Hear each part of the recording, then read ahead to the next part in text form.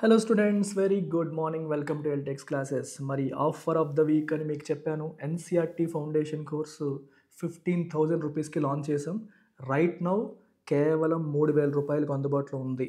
ఇది 17th December అంటే ఈ రోజు వరకు మాత్రమే.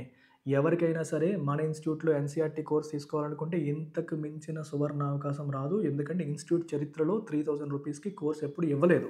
సో ఈ వారం అంతా ఇస్తున్నాం. Today is the last day. Interest ఉన్న వాళ్ళు మన యాప్ డౌన్లోడ్ చేసుకొని అందులో ఎన్సీఆర్టీ ఫౌండేషన్ అనుకోండి, వెబ్సైట్లో డైరెక్ట్గా లేదా యాప్లో డైరెక్ట్గా పర్చేస్ చేసేయండి. తెలియకపోతే ఈ నెంబర్కి కాల్ చేయండి, నా నెంబర్ ఇస్తారు, మీరు ఫోన్పే చేసేసుకోండి. గోల్డెన్ ఆపర్చునిటీ మళ్ళీ మళ్ళీ రాదు. Block buster year and sale start చేసాం. యూపీఎస్సీ జిఎస్ ప్రిలిమ్స్ కంబైన్స్ మీకు కేవలం 25,000 రూపాయలకి వచ్చేస్తుంది. అంటే ఫ్లాట్ 10,000 రూపీస్ డిస్కౌంట్ మీకు లభిస్తుంది. ఎంతకంటే మంచి అవకాశం మళ్ళీ రాదు. So make use of this wonderful opportunity. 25,000 రూపీస్కి GS prelims combines with life time validity. Job వచ్చేంత వరకు కూడా మీకు యాక్సెస్ ఉంటుంది. అలాగే ఆప్షనల్స్ పైన కూడా ఫ్లాట్ 10,000 రూపీస్ డిస్కౌంట్ ఇస్తున్నాం. 30,000ది 20,000కి వస్తుంది. PSIR, sociology, pub ad, Telugu literature, anthropology ఏ ఆప్షన్ అన్నా తీసుకోండి, కేవలం 20,000 లైవ్ ప్లస్ రికార్డెడ్ మీకు వస్తాయి. అండ్ మన యాప్ డౌన్లోడ్ చేసుకొని అందులో మీరు ప్రశాంతంగా చూసుకోవచ్చు. ఏ డౌట్ ఉన్నా ఈ నెంబర్కి కాంటాక్ట్ చేయండి. సో ఇవాల్టి ఆర్టికల్లోకి వచ్చేస్తే, సో ఈరోజు ఆర్టికల్ ఏం చెప్తుందో మనం ఒకసారి చూద్దాం. ఆర్టికల్ యొక్క title sound and fury. Sound and fury అనేది మన షేక్స్పియర్ గారు రాసిన నవలలోంచి తీసుకున్న ఎక్స్ప్రెషన్ ఇది. ఆయన ఎలా వాడారంటే ఓన్లీ గోల సౌండ్ తప్పితే విషయం లేదు. Whenever you use this expression it's only sound and fury అని అన్నారనుకోండి, అంటే అర్థం ఏంటి? అంత గోల గోల హడావిడే తప్పితే విషయం లేదు, సౌండే తప్పితే మ్యాటర్ లేదు అని చెప్పేటప్పుడు సౌండ్ అండ్ ఫ్యూరీ అనే ఎక్స్ప్రెషన్ మనం వాడతాం. The constitution might be a unifier but the debate exposed polarisation. Constitution అందరినీ కలిపేది కావచ్చు, కానీ డిబేట్, ఈ చర్చ ఏదైతే ఉందో ఇట్ ఎక్స్పోజ్డ్ పోలరైజేషన్ ఎక్స్పోజ్ చేసింది. అంటే అందరూ ఒక మాట మీద లేరు, భిన్న ధ్రువాలుగా విడిపోయారు. పోలరైజ్ అవడం అంటే అర్థం ఏంటమ్మా? దేశంలో పార్టీలన్నీ ఒక మాట మీద లేవు, భిన్న ధ్రువాలుగా విడిపోయారనే విషయాన్ని ఈ డిబేట్ పార్లమెంటు జరిగిన చర్చ అనేది ఎక్స్పోజ్ చేసింది, బయట పెట్టింది. The parliamentary debate on the constitution turned out to be yet another occasion of intense diatribe between the ruling alliance and the opposition. Okay. The parliamentary debate on the constitution పైన పార్లమెంట్లో జరిగిన చర్చ turned out to be yet another occasion of intense diatribe. Diatribe అంటే meaning ఏంటి? Angry speech, ఇంటెన్సిటీతో కూడిన యాంగ్రీగా వచ్చిన speech between the ruling alliance and opposition. Ruling అలయన్స్కి మరియు అపోజిషన్కి మధ్య ఒక ఇంటెన్స్ డయాట్రైబ్గా ఇది మారిపోయింది, టర్న్అవుట్ అయ్యింది. అలా చివరికి అది అలా మారిపోయింది అని అర్థం. డయాట్రైబ్ అంటే ఏంటమ్మా? యాంగ్రీ స్పీచ్ కింద ఒకరినొకరు బిటర్ వెర్బల్ అటాక్, ఒకరినొకరు కోపంగా మాటలతో అటాక్ చేసుకునే సిచ్యువేషన్కి దారితీసింది. While both sides agreed on the supremacy of the constitution, రెండు వర్గాలు కూడా సుప్రీమసీ ఆఫ్ ది కాన్స్టిట్యూషన్ విషయంలో ఒక మాట మీద ఉన్నప్పటికీ, now in its 75th year, 75వ వసంతంలో అడుగుపెట్టింది మన కాన్స్టిట్యూషన్. అన్నిటికంటే అదే సుప్రీము. దేశంలో ఏది సుప్రీం అంటే కాన్స్టిట్యూషన్ సుప్రీం అనే విషయంలో రెండు సైడ్స్ కూడా అగ్రీ అయ్యాయి. అయితే each accuse the other of undermining it. అంటే ఈచ్ గ్రూప్, అంటే అపోజిషన్ గ్రూపు, రూలింగ్ గ్రూప్ ఇద్దరు కూడా ఒకరినొకరు ఏం చేశారు? అక్యూజ్ చేసుకున్నారు. అక్యూజ్ అంటే ఏంటమ్మా? ఆరోపించడం. Accuse is generally followed by of. Chandrababu Naidu accused Jagan of corruption. Jagan corruption చేశారని చంద్రబాబు నాయుడు ఆరోపించారు అన్నప్పుడు ఏం చెప్తాం? Accused, that object and then of, అలా రాస్తాం అనమాట. Each accuse the other of undermining it. Undermine అంటే వీకెన్ చేయడం. సో బీజేపీ ఏముంటుంది? కాంగ్రెస్సే కాన్స్టిట్యూషన్ వీకెన్ చేసేసిందని బీజేపీ అంటే, లేదు బీజేపీయే కాన్స్టిట్యూషన్ వీకెన్ చేసిందని కాంగ్రెస్ అంటుంది. ఇద్దరు కూడా ఎవరి కాళ్ళు మీరే కాన్స్టిట్యూషన్ చెడగొట్టారని చెప్పుకుంటున్నారు. The debate could have been an opportunity to explore a new common ground for a sharply polarized polity. But unfortunately, that is not how it played out. The debate could have been an opportunity to explore a new common ground. ఇక్కడ sharply polarised polity అంటే system of government అని అర్థం. Polarised అంటే రెండు వర్గాలుగా విడిపోయిన అని అర్థం. But unfortunately that is not how it played out. ఇప్పుడు దేశంలో రెండు వర్గాలు విడిపోయి రెండు గ్రూపులుగా ఉన్నారు. కానీ వీళ్ళ ఉద్దేశాలు వేరు, వాళ్ళ ఉద్దేశాలు వేరు. అయినప్పటికీ కూడా డిబేట్ అనేది ఇప్పుడు ఒక ఆపర్చునిటీగా వచ్చింది. ఈ డిబేట్‌ని ఒక ఆపర్చునిటీగా వాడుకొని ఇద్దరు ఒక మాట మీదకి వచ్చుంటే బాగుండేది. They could have it could have been opportunity to explore a new common ground. Common ground అంటే అర్థం ఏంటి? ఇద్దరు ఏ విషయంలో ఏకీభవిస్తారో అలాంటి ఏకాభిప్రాయం కుదరడానికి ఒక ఆపర్చునిటీగా మనిద్దరం కలిపి ఏ విషయంలో ఒక మాట మీద ఉన్నామని చెక్ చేసుకునే ఒక ఆపర్చునిటీగా దీన్ని ఉపయోగించుకొని ఉండాల్సింది. కానీ అలా జరగలేదు.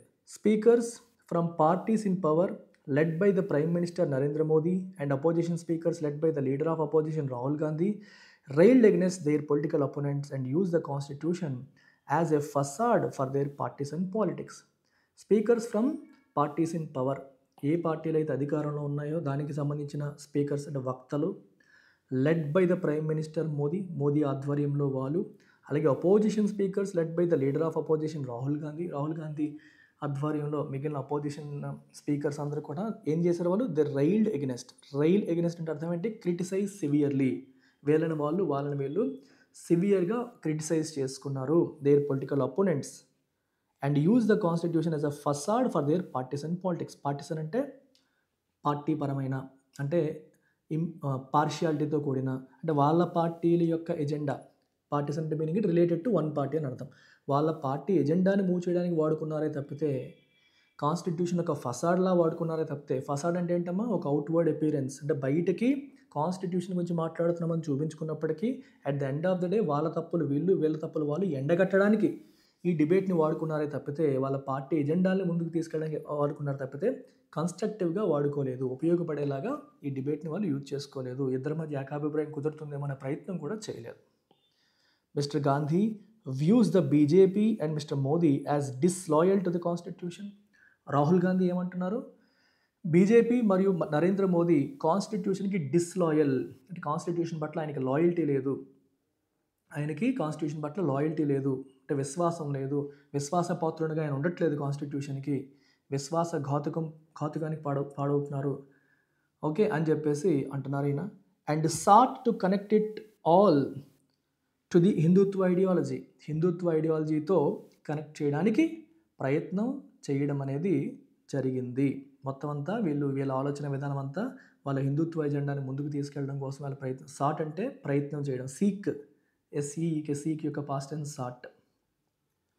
Mister Modi singled out Mr Gandhi's family starting from his great grandfather and the first prime minister Jawaharlal Nehru for a no holds barred attack that it has undermined the constitution through acts of omission and commission. So Narendra Modi గారు కాంగ్రెస్ పార్టీని కాకుండా కాంగ్రెస్ పార్టీలో ఉన్న major family అయిన Nehru family, Gandhi అంటే రాహుల్ గాంధీ, ఇలా ఈ కాంటెక్స్లో so వాళ్ళ ఫ్యామిలీని టార్గెట్ చేశారు. ఎక్కడి నుంచి? జవహర్లాల్ నెహ్రూ గారి దగ్గర నుంచి మొదలుపెట్టి మొత్తం మీ ఫ్యామిలీ అంతా ఏమేమి తప్పులు చేశారని చిట్టా అంతా విప్పారు. For a no holds barred attack అంటే ఎటువంటి రెస్ట్రిక్షన్స్ లేకుండా, అన్రిస్ట్రైన్డ్ రెస్ట్రిక్షన్స్ లేకుండా ఆయన అటాక్ చేయడం జరిగింది. ఏమని? దట్ ఇట్ హ్యాస్ అండర్మైన్, అంటే మీ కుటుంబం ఏదైతే ఉందో మీ కుటుంబం అండర్మైన్ అంటే వీకెన్ చేసేసింది దేన్ని? కాన్స్టిట్యూషన్ని. Through acts of omission and commission, మీరు చేసిన తప్పుడు పనుల వల్ల, అలాగే చేయాల్సిన పనులు మీరు చేయకపోవడం వల్ల. యాక్ట్ ఆఫ్ ఒమిషన్ అంటే చేయాల్సింది చేయకపోవడం, యాక్ట్ ఆఫ్ కమిషన్ అంటే చేయకూడదు చేయడం. ఇలాంటి వాటి ద్వారా మీరు కాన్స్టిట్యూషన్ పూర్తిగా వీకెన్ చేసేసారని చెప్పి మోదీ అన్నారు. Both sides used facts selectively and the statements of past actors to exaggerate the point that their opponents did more harm to the constitution than they themselves. So రెండు వర్గాలు కూడా హిస్టారికల్ ఫ్యాక్ట్స్ని సెలెక్టివ్గా యూజ్ చేసుకున్నారు, అంటే వాళ్ళకి ఏవైతే అనుకూలంగా ఉన్నాయో వాటిని యూజ్ చేసుకున్నారు. And the statements of past actors, గతంలో ఉన్న వాళ్ళ స్టేట్మెంట్స్ వివిధ సందర్భాల్లో వాళ్ళు మాట్లాడిన మాటలను కూడా వాళ్ళకి సెలెక్టివ్గా, అంటే వాళ్ళకి అనుకూలంగా ఉండే వాటిని మాత్రమే వాడుకున్నారు. To exaggerate the point, exaggerate అంటే అర్థం ఏంటమ్మా? ఒక విషయాన్ని ఇంకా పెద్దదిగా చూపించడం. ఏ విషయాన్ని?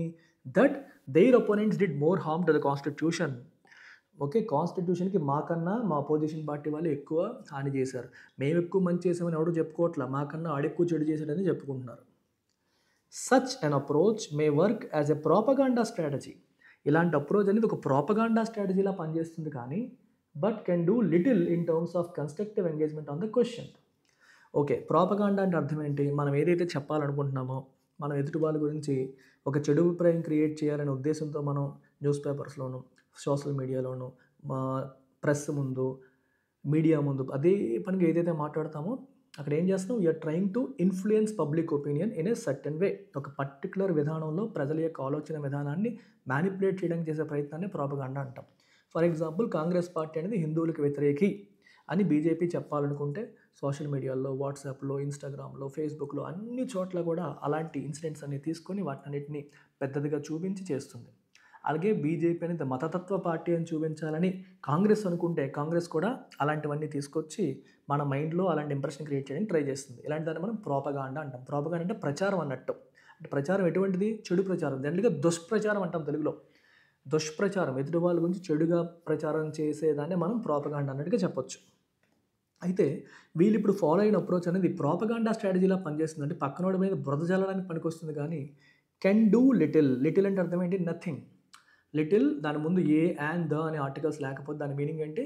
నథింగ్ అని. It can do little in terms of constructive engagement on the question.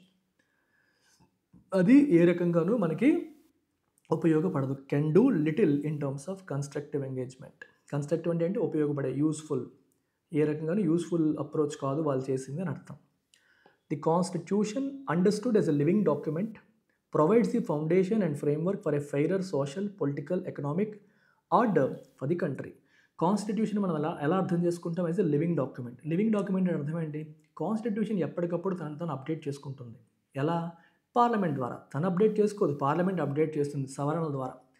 మారుతున్న సామాజిక కాలమాన పరిస్థితులకు తగ్గట్టుగా కాన్స్టిట్యూషన్లో కూడా ఎప్పటికప్పుడు మనం మార్పులు తీసుకొస్తూ ఉంటాం. బై వే ఆఫ్ అమెండ్మెంట్స్, సవరణల ద్వారా మనం చేంజెస్ అనేవి తీసుకొస్తూ ఉంటాం. సో ఆ చేంజెస్ వల్లే మనకి కాన్స్టిట్యూషన్ ఏమంటాం? ఇట్స్ ఎ లివింగ్ డాక్యుమెంట్ అంటాం. It is a living document. It is not a dead. అంటే స్టాటిక్గా మారకుండా ఎప్పుడు ఒకేలా ఉండేది కాదు. కాన్స్టిట్యూషన్ ఎప్పటికప్పుడు మారుతూ ఉంటుంది. మారిన కాలమాన పరిస్థితులు తగ్గట్టుగా రిఫ్లెక్ట్ చేస్తుంటుంది అని అర్థం. It provides a foundation and framework for a fairer social, political, economic order for the country. దేశంలో fairer social order. Fairer social order అంటే అర్థం ఏంటి? సొసైటీలో అసమానతలు, సమాజంలో అసమానతలు లేకపోవడం. కొందరు రావు బహదూర్లు, జమీందారులని గొప్పవారుగా కీర్తింపబడడం, కొందరు అంటరాని వారిగా దూషింపబడడం. ఈ రెండు ఉండకూడదు. అంటరానితనం పోవాలి, టైటిల్స్ పోవాలి, సమాజం అనేది జరగాలి. సో ఫెయిరర్ సొసైటీ కోసం చేసే ప్రయత్నం. అలాగే పొలిటికల్ ఆర్డర్ అంటే పొలిటికల్ స్పేస్లో కూడా అన్ని పార్టీల వారికి ప్రాతినిధ్యం ఉండాలి. అన్ని కులాల వారికి, అన్ని మతాల వారికి అందరికీ పోటీ చేయడానికి అవకాశం ఉండాలి, ఓట్లు వేయడానికి అవకాశం ఉండాలి, ప్రాతినిధ్యం అనేది కల్పించాలి. కొన్ని వర్గాల చేతిలో మాత్రమే పవర్ కేంద్రీకృతం అవ్వకూడదు. అలాగే ఎకనామిక్ ఆర్డర్, దేశంలో అసమానతలు, ఆర్థిక అసమానతలు, ఇన్ఈక్వాలిటీస్ అనేవి తగ్గేలాగా ఉండాలి. వీటన్నింటికీ అవసరమైన స్కీము, ఫౌండేషన్, ఫ్రేమ్వర్క్ ఎవరిస్తారు? కాన్స్టిట్యూషన్ మనకి ఇస్తుంది. Constitutionalism is an evolving project and any discussion on it must account for this dynamism. Very important. Constitutionalism అంటే అర్థం ఏంటి? కాన్స్టిట్యూషనలిజం అంటే కాన్స్టిట్యూషనల్ ప్రిన్సిపల్స్ని తూచా తప్పకుండా ఫాలో అవ్వాలి అన్న భావజాలం. అంటే కాన్స్టిట్యూషన్లో ఎన్నో చెప్తున్నాము, అయినప్పటికీ మనం రియల్ లైఫ్లో అది ఫాలో అవ్వట్లేదంటే మన దేశంలో కాన్స్టిట్యూషన్ ఉన్నట్టు కానీ కాన్స్టిట్యూషనలిజం లేనట్టు. రూల్ ఆఫ్ లా కావచ్చు, సెపరేషన్ ఆఫ్ పవర్స్ కావచ్చు, కాన్స్టిట్యూషన్ ఏ ప్రిన్సిపల్స్ చెప్తుందో అన్ని ప్రిన్సిపల్స్ని తూచా తప్పకుండా ఫాలో అయితే ఆ దేశంలో కాన్స్టిట్యూషనలిజం ఉన్నట్టు. ఈ కాన్స్టిట్యూషనలిజం అనేది ఏంటి? It's an evolving project. అంటే ఎప్పటికప్పుడు అది కూడా పరిణామం చెందుతూ ఉంటుంది. ఇక్కడ పాయింట్ ఏంటంటే రాజ్యాంగంలో ఉన్న సూత్రాలు, ప్రిన్సిపల్స్ అన్నీ ఫాలో అవ్వాలా అంటే క్వశ్చన్కి answer yes and no. Yes ఎందుకంటే ఎస్, కాన్స్టిట్యూషన్ గౌరవించాలి. నో ఎందుకంటే కొన్నిసార్లు కాన్స్టిట్యూషన్ అవుట్డేట్ అయిపోయే అవకాశం ఉంటుంది. కాన్స్టిట్యూషన్లో ఉన్న ప్రిన్సిపల్స్ మరీ పురాతన కాలం లాంటివి అయి ఉండొచ్చు, మారిన పరిస్థితులను రిఫ్లెక్ట్ చేయకపోవచ్చు.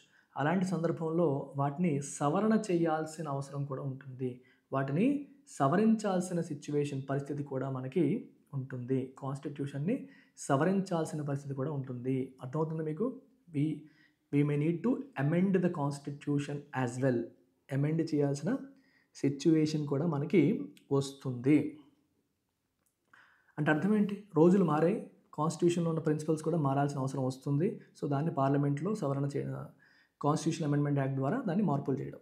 సో అందుకే కాన్స్టిట్యూషనలిజం అంటే యాజ్ ఇట్ ఈస్గా ఫాలో అవ్వాలా అంటే ఎస్ అండ్ నో, ఫాలో అవ్వాలి, అట్ ద సేమ్ టైం మార్పులు ఉంటే చేసుకోవాలి. అందుకే ఇదొక ఎవాల్వింగ్ ప్రాజెక్ట్. అలాగే యాజ్ ఇట్ ఈస్గా వెళ్ళిపోవాలని కాదు, మార్పులు చేర్పుని రిఫ్లెక్ట్ చేసేలాగా కాన్స్టిట్యూషన్ని మార్చడం కూడా ఈక్వల్లీ ఇంపార్టెంట్. ఉన్న కాన్స్టిట్యూషన్ అలాగే ఫాలో అవ్వడం ఎంత ఇంపార్టెంటో కాన్స్టిట్యూషన్లో మార్పులు తీసుకురావడం కూడా అంతే ఇంపార్టెంట్. ఇప్పుడు ఫర్ ఎగ్జాంపుల్ మన పేరెంట్స్ ఉంటారు. పెద్దల మాట చెద్ది మూట అంటాం. పెద్దలు చెప్పిన మాట మనం వినాలి అంటారు కదా! సో, పెద్దలు చెప్పింది వింటాము, పెద్దల్ని గౌరవిస్తాము. ఇదంతా మంచిదే. అయితే పెద్దలు కొన్నిసార్లు మరీ పాతకాలపు పాత చింతకాయ పచ్చడి ఆలోచనలో ఉండిపోతే, మూఢనమ్మకాలకి వాళ్ళు బందీలైపోతే, వాళ్ళు మార్చాలనుకుంటామా? మార్చాలనుకోమా? అనుకుంటాం. సో, మార్చాలనుకుంటాం కాబట్టి వాళ్ళు చెప్పింది ఏది వినడం మానేస్తామా? లేదు, వింటాం. సో, ఒకవైపు వినడము జరుగుతుంది. అట్ ద సేమ్ టైమ్ దాన్నేమైనా మార్చాలంటే మార్చే ప్రయత్నం కూడా చేస్తాం. అలాగే కాన్స్టిట్యూషన్ కూడా అంతే. కాన్స్టిట్యూషన్‌ని గౌరవించుకోవాలి. కాన్స్టిట్యూషనల్ ప్రిన్సిపల్స్‌ని ఫాలో అవుతూ ఉండాలి. అట్ ద సేమ్ టైమ్ దాంట్లో ఏమైనా మార్పులు, చేర్పులు అవసరమైతే దాని గురించి డిస్కషన్ చేసి సవరణల ద్వారా దాన్ని మోడిఫై చేయాలి. ఇది meaning of constitutionalism. History is a good teacher, but litigating the past endlessly is not a helpful learning technique. చరిత్ర మనకి ఎన్నో పాఠాలు నేర్పిస్తుంది. దాంట్లో డౌట్ లేదు. అన్నిటికంటే గొప్పది మనకి మన హిస్టరీయే మనకి గుణపాఠాలు నేర్పిస్తుంది. అయితే గతాన్ని అదే పనిగా తలుచుకుంటూ, మీరు అప్పుడు ఆ తప్పు చేశారు, మీరు ఈ తప్పు చేశారు అని ఒకళ్ళనొకళ్ళు తిట్టుకుంటూ, లిటిగేట్ చేసుకోవడం ఎండ్‌లెస్‌గా, అది హెల్ప్‌ఫుల్ లెర్నింగ్ టెక్నిక్ కాదు. దానివల్ల మనం ఏం నేర్చుకోం. తప్పు జరిగింది, నేర్చుకున్నాం అంతే. అంతేగాని అదే పనిగా ఒకళ్ళనొకళ్ళు బ్లేమ్ చేసుకోవడం వల్ల వచ్చేది ఏమీ ఉండదు. There have been many dark moments in the 75-year history of the Constitution. మన రాజ్యాంగం యొక్క 75 ఏళ్ల చరిత్రలో ఎన్నో డార్క్ మూమెంట్స్ ఉన్నాయి. చీకటి రోజులున్నాయి. చీకటి క్షణాలున్నాయి. Including the imposition of emergency విధించడం అందులో ఒకటని మనం చెప్పొచ్చు. But the brighter and bigger picture is it still offers the strongest possible ethos for a secular, pluralist and progressive nation. అయినప్పటికీ కూడా, ఇప్పటికీ కూడా మన కాన్స్టిట్యూషనే ఏం చేస్తుంది? It provides the strongest possible ethos అంటే value system. Strongest possible value సిస్టమ్ని, విలువల్ని, Indian ethos, middle class ethos అంటాం. వాటిని ఎవరు ప్రొవైడ్ చేస్తున్నారు? కాన్స్టిట్యూషనే ప్రొవైడ్ చేస్తుంది. దేనికోసం? Secular, pluralist and progressive nation మనం సాధించుకోవాలంటే దానికి అవసరమైన ఇంపార్టెంట్ వాల్యూ సిస్టమ్ అంతా కూడా మనకి ఇప్పటికీ, అంటే ఏది ఇంపార్టెంట్ ఏది కాదు, ఫ్రేమ్వర్క్ అంతా ఇప్పటికీ కాన్స్టిట్యూషన్ మనకి ప్రొవైడ్ చేస్తుంది. The BJP and the Congress calling each other names is akin to the pot calling the kettle black. BJP, Congress ఒకరినొకరు కాలింగ్ ఈచ్ అదర్ నేమ్స్ అంటే ఒకరినొకళ్ళు తప్పు పట్టుకోవడం. మీరు తప్పు చేశారంటే వీళ్ళు, మీరు తప్పు చేశారంటే మీరు, ఒకరినొకరు తప్పు పట్టుకోవడం ఏదైతే ఉందో ఈజ్ ఎకిన్ టు అంటే is equivalent to, is like to the pot calling the kettle black. Pot కెటిల్ని బ్లాక్ అని తిట్టడంలా ఉంది. పాట్, కెటిల్ రెండు కూడా ఓపెన్ ఫ్లేమ్లో పెట్టినప్పుడు రెండు నల్లగా అవుతాయి. ఒకరినొకరు తిట్టుకోవడం, గురివింద గింజలాగా అనమాట. గురివింద గింజకి మనకి వెనకాల నలుపు ఉంటుంది. సో పక్కనోడు చూసి నువ్వు అక్కడ నల్లగా ఉంది అని చెప్పి ఇది అంటుంది. మరి నీ వెనక్కు నల్లగానే ఉంది కదా. సో నీ తప్పులు నువ్వు చూసుకో, ఎదురుండి మాత్రం తిడతావు. ఇద్దరు ఒకే రకమైన తప్పులు చేశారు, వాళ్ళ తప్పుని నువ్వు తిడుతూ ఉండవు, నీ తప్పు నువ్వు చూసుకోవట్లేదు. అలాంటి సందర్భంలో మనం pot calling the kettle black అంటాం. సో బీజేపీ, కాంగ్రెస్ రెండు తప్పులు చేస్తున్నాయి. ఎవరి తప్పులు వాళ్ళు చూసుకోవట్లేదు, పక్కన వాళ్ళ తప్పులు మాత్రమే పాయింట్అవుట్ చేస్తున్నాయి రెండు పార్టీలు కూడా. Both sides say they are for the strengthening the unity of the country. రెండు పార్టీలు ఏమంటున్నాయి? రెండు పార్టీలు కూడా ఎస్, దేశం యొక్క యూనిటీని స్ట్రెంథన్ చేయడం కోసమే మేము ఉన్నామని చెప్తున్నాయి. But accuse each other of dividing the country. మేము దేశాన్ని కలుపుదాం అనుకుంటే మీ పార్టీ ఏమో దేశాన్ని విడగొడుతుంది అని చెప్పి అటు కాంగ్రెస్ బీజేపీ ఉంటుంది, బీజేపీ కాంగ్రెస్ కూడా అదే మాట అంటుంది. What emerges from the debate, ఈ డిబేట్ నుంచి చివరికి ఏమొస్తుంది? Is that there is a lot of blame to go around. ఒకరినొకరు తిట్టుకోవడమే కనిపిస్తుంది. వాట్ వర్ మిస్సింగ్, ఏవి మిస్ అవుతున్నాయి? వర్ ఇంట్రోస్పెక్షన్ అండ్ సెల్ఫ్ రిఫ్లెక్షన్. మనం ఏమైనా తప్పుదారిలో వెళ్తున్నామా? సెల్ఫ్ ఎగ్జామినేషన్ జరగట్లేదు, రిఫ్లెక్షన్ అనేది జరగట్లేదు, సరైన దారిలో వెళ్తున్నామా అనేది చెక్ చేసుకోవడం అనేది జరగట్లేదు. అవి మాత్రం మిస్ అవుతున్నాయి. Mister Modi is right in saying that the constitution is a unifier of the nation. Modi is right in saying that the constitution is a unifier of the nation. Constitution అనేది నేషన్ యొక్క unifier, అంటే నేషన్ని, దేశాన్ని combine చేసేది, కలిపేది constitution అని మోదీ గారు అన్నారు. And cited his government's push for a uniform civil code as an example of the commitment to advancing this unity. దేశాన్ని కలిపేది కాన్స్టిట్యూషన్ అని మోదీ గారు అంటూ, సో మేము కూడా అలాగే కాన్స్టిట్యూషన్ ఒక యూనిఫైయర్గా వాడడానికి కోసమే యూనిఫామ్ సివిల్ కోడ్ అనేది మేము తీసుకొస్తున్నాము. అంటే హిందువులు, ముస్లింలు, క్రిస్టియన్స్ అందరికీ కూడా వివాహ విషయంలో కావచ్చు, ఆస్తిపాస్తుల విషయంలో కావచ్చు, అడాప్షన్ విషయంలో కావచ్చు, డివోర్స్ విషయంలో కావచ్చు, అన్నిట్లో కూడా ఒకే సిద్ధాంతం, ఒకే రూల్స్ ఉండేలాగా మేము తీసుకొస్తాము అని ప్రయత్నం చేస్తుంది. ఇప్పుడు హిందూ వివాహ చట్టం, ముస్లిం వివాహ చట్టం ఇలా ఉన్నాయి. అలా కాకుండా అందరికీ ఒకటే చట్టం తీసుకొచ్చే ప్రయత్నమే యూనిఫామ్ సివిల్ కోడ్. అది తీసుకొచ్చే ప్రయత్నం చేయడం ద్వారా దేశంలో అందరినీ ఒక తాటిపైకి మేము తీసుకొస్తాము, యూనిటీని మేము ముందుకు తీసుకెళ్తామని బీజేపీ అంటోంది. Uneven demographic and economic trends will require close and unified attention by the political class in the decades ahead to reimagine the constitutional scheme. Uneven demographic and economic trends ఎలా ఉన్నాయి? అనీవెన్గా ఉన్నాయి. అంటే కొన్ని వర్గాలు చాలా ఫాస్ట్గా గ్రో అవుతుంటాయి, కొన్ని వర్గాలు అస్సలు గ్రో అవ్వట్లేదు. కొన్ని కులాలు, కొన్ని మతాలు, కొన్ని జెండర్స్ గ్రో అవుతుంటే కొందరు అవ్వట్లేదు. అనీవెన్గా ఉన్నాయి అన్నీ కూడా. డెమోగ్రాఫిక్ అంటే related to population trends, old ఎంత, యంగ్ ఎంత, మగవాళ్ళంతా, ఆడవాళ్ళంతా, ఇవి డెమోగ్రాఫిక్ ఇష్యూస్. ఎకనామిక్ ట్రెండ్స్ కానీ డెమోగ్రాఫిక్ ట్రెండ్స్ కానీ ఈవెన్గా లేవు, చాలా అనీవెన్గా ఉన్నాయి. Okay, so these will require close and unified attention by the political class. దీనిపైన క్లోజ్ అటెన్షన్ పే చేయాలి. అందరూ ఒక మాట మీదకి వచ్చి దేశం ఫేస్ చేస్తున్న ఈ అసమానత్వం ఏదైతే ఉందో వీటిపైన దృష్టి పెట్టాలి. ఓకే, అలాగే కాన్స్టిట్యూషనల్ అరేంజ్మెంట్స్లో ఏ మార్పులు తీసుకొస్తే ఈ అసమానతలు పోతాయి అనే దానిపైన దృష్టి పెట్టాలి. సాడ్లీ, అన్ఫార్చునేట్లీ, బాధాకరంగా little time was spent on these questions. ఈ ప్రశ్నలపైన అసలు టైమే స్పెండ్ చేయలేదు. లిటిల్ టైమ్ వాజ్ స్పెంట్ అంటే no time was spent or almost no time was spent on these questions. వీటిపైన ఎటువంటి సమయం కూడా వెచ్చించని పరిస్థితి మనం చూస్తున్నాం.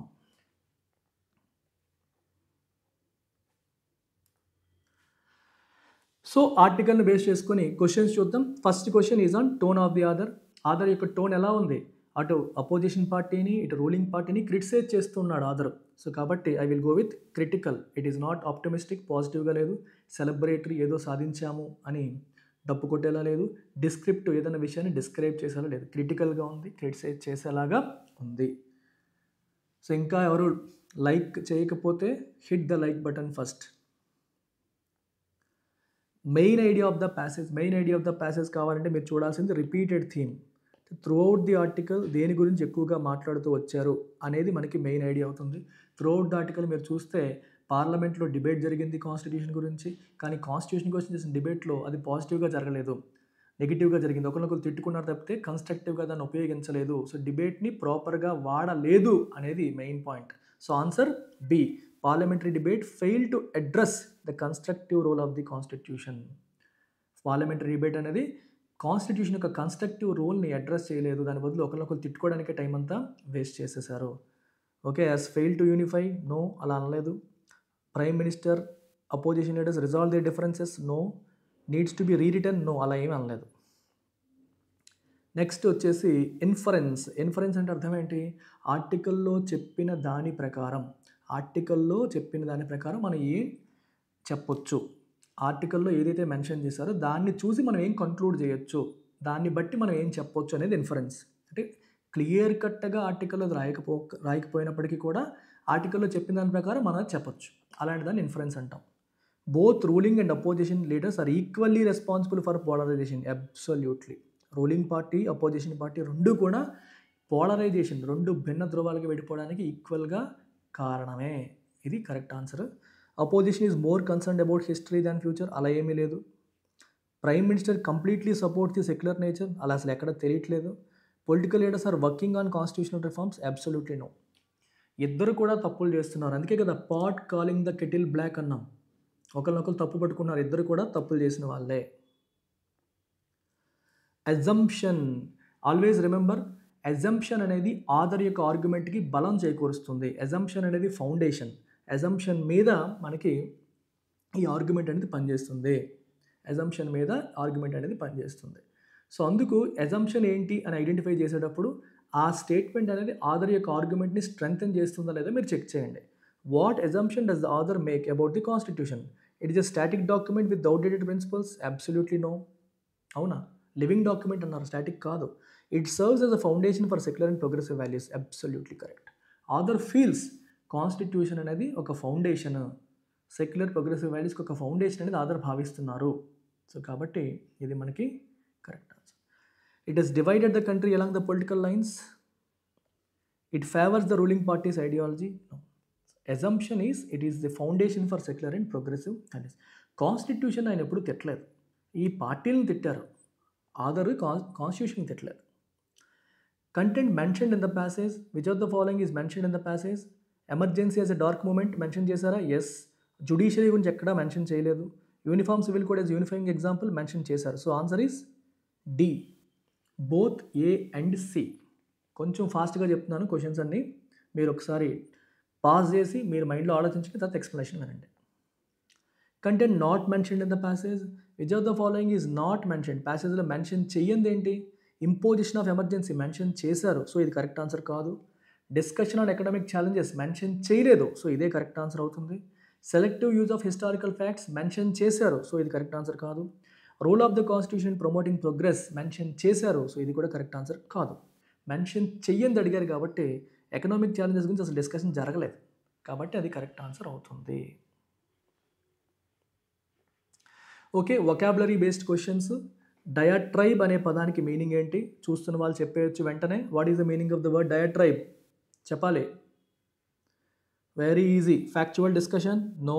Formal negotiation, no. Peaceful resolution, no. Bitter, angry, verbal attack. Next, polarised 10 సార్లు మాట్లాడుకున్నాం. భిన్న ధ్రువాలుగా విడిపోవడం, డివైడ్ అయిపోవడం, dividing into opposing sides, divided into opposing sides. Last but not least, facade. What is the meaning of the word facade? మీరు answer కామెంట్స్లో పెట్టండి. Very very easy question, multiple times మీకు చెప్పాను. ఫసాడ్ అంటే మీనింగ్ ఏంటి in the context of the passage? You have to put your answer in comments. చూస్తున్న ప్రతి వాళ్ళు దీని ఆన్సర్ ఏంటంటే కామెంట్స్లో పెట్టాలి, మర్చిపోవద్దు. రైట్, ఇంగ్లీష్ అంటే భయం ఉన్న ప్రతి ఒక్క స్టూడెంట్ కోసం వస్తున్న వరదాయిని మన ఇంగ్లీష్ ఇన్ఫినిటీ. మీకు ఇంగ్లీష్ అంటే భయం ఒక్కసారిగా ఎగిరిపోతుంది, కాన్ఫిడెన్స్ బిల్డ్ అవుతుంది, స్కోర్స్ పరిగెడతాయి. బ్లాక్ బస్టర్ ఎయిర్ అండ్ సేల్లో భాగంగా మన బ్యూటిఫుల్ ఇంగ్లీష్ ఇన్ఫినిటీ కోర్స్ మీకు ఇప్పుడు కేవలం 2500 రూపాయలకే ఇస్తున్నాము విత్ 1 year వ్యాలిడిటీ. 1 year వ్యాలిడిటీతో మీకు 2500 రూపీస్కి ఇంగ్లీష్ ఇన్ఫినిటీ అందుబాటులో ఉంది. కోర్సు 110% నేను ఒక్కడనే డీల్ చేస్తాను, వేరే ఫ్యాకల్టీ ఎవరు రారు. I'm going to deal the course in it's entirety. Foundation classes, mains classes మరియు మీకు టెస్ట్ ఎక్స్ప్లెనేషన్స్ కూడా మొత్తం నేనే డీల్ చేస్తాను. మీరు వేరే వాళ్ళు వస్తారని భయపడక్కర్లేదు. సో దీంట్లో ఇవన్నీ కూడా మీకు వస్తాయి. పీడిఎఫ్ నోట్స్ వస్తుంది, టెస్ట్ అండ్ వీడియో ఎక్స్ప్లెనేషన్ వస్తుంది, ఎడిటోరియల్ వొకాబులరీ పీడిఎఫ్స్ కూడా ఏ రోజు కాదు మీకు వస్తాయి. మెయిన్స్ క్లాసెస్ పైన ఎక్కువ ఫోకస్ చేస్తాం, ప్రిలిమ్స్ టెస్ట్లు పెడతాం, ఎక్స్ప్లెనేషన్ చేస్తాం, ఫౌండేషన్ టెస్ట్లు పెడతాం. అన్నీ ఒకటి ఉంది ఒకటి లేదని కాదు, యూ గెట్ ఎవ్రీథింగ్. ఈ నెంబర్కి మీరు కాంటాక్ట్ చేయండి. వివరాలు కనుక్కోవాలనుకుంటే మన యాప్ డౌన్లోడ్ చేసి ఇంగ్లీష్ ఇన్ఫినిటీ అని మీరు టైప్ చేస్తే వచ్చేస్తుంది. You can buy it. ఏ ఎగ్జామ్కి ప్రిపేర్ అవుతున్నా సరే మీకు perfect companion for success. Blockbuster year and sale run అవుతుంది బ్యాంక్ ఎగ్జామ్స్కి. 24,000 రూపాయల బ్యాంక్ ఇన్ఫినిటీ మీకు 12,000కి. సాఫల్య అంటే బ్యాంక్ మెయిన్స్, సాఫల్యాలో ప్రిలిమ్స్ క్లాసెస్ తప్పితే అన్నీ వస్తాయి. మెయిన్స్, టెస్ట్లు, ఎక్స్ప్లెనేషన్స్ అన్నీ ఉంటాయి. ఇది 9,000కి. English infinity life time validity మీకు కేవలం 5,000 రూపాయలకి అందుబాటులో ఉంది. సో బిగినర్స్ ఎవరైనా ఉంటే you can go with life time validity English ఇన్ఫినిటీలో. సో ఇవి తీసుకోవచ్చు. సాఫల్య అంటే మీకు ప్రిలిమ్స్ అయిపోయింది, మెయిన్స్ మాత్రం అవ్వట్లేదు అనుకునే వాళ్ళ కోసం తీసుకొచ్చిన ప్రోగ్రామ్ సాఫల్య ప్రోగ్రామ్. ఇవన్నీ లైఫ్ టైం వ్యాలిడిటీతో రన్ అవుతున్న ప్రోగ్రామ్స్, జాబ్ వచ్చేంత వరకు రన్ అయ్యే ప్రోగ్రామ్స్ ఇవి. 31 డిసెంబర్ వరకు మాత్రమే ఈ ఆఫర్ అందుబాటులో ఉంది. మన యాప్ ఎల్టిక్స్ క్లాసెస్ డౌన్లోడ్ చేసుకొని కోర్స్ పేరు టైప్ చేసి మీరు డైరెక్ట్గా యాప్లో పర్చేస్ చేయొచ్చు. లేదు డౌట్స్ ఉంటే ఈ నెంబర్కి కాంటాక్ట్ చేస్తే మీ వివరాలు తెలియజేస్తారు. I hope it's clear to all of you. Take care, bye.